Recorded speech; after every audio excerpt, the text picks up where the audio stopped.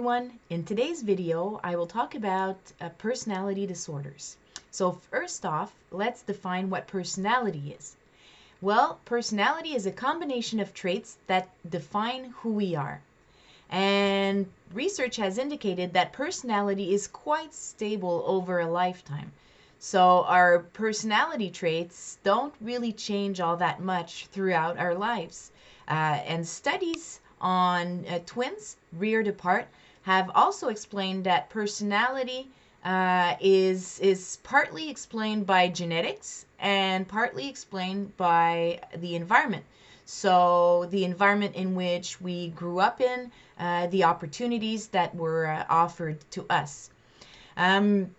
There is a theory called the five-factor model of personality, and it actually mentions or shows that personality can be explained on 5 big traits. And so it's called the Big Five, right? So the first one is extroversion.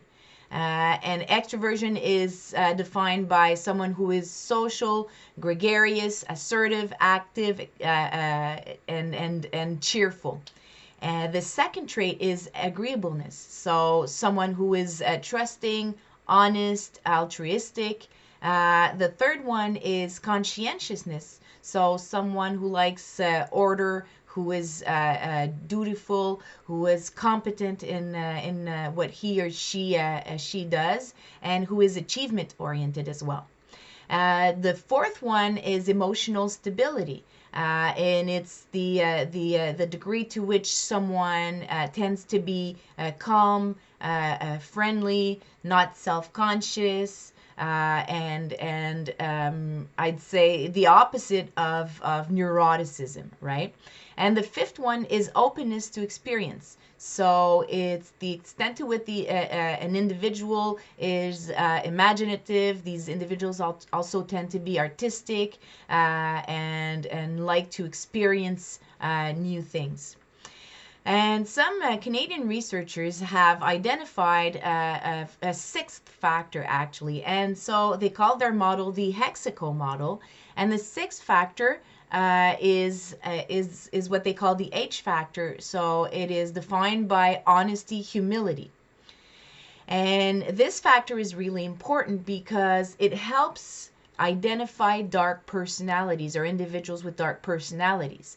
What we know is that the 3 personalities composing the dark triad, so narcissism, Machiavellianism, and psychopathy, are all better explained by the Hexaco model than by the 5-factor model of personality. Why? Because the strongest relationship that all 3 dark personalities have is to the H factor, or to the 6th factor of personality. So honesty, humility. Of course, they all score very low on honesty, humility, because they have a hard time with being honest, and they tend to lie, and they tend not to be humble.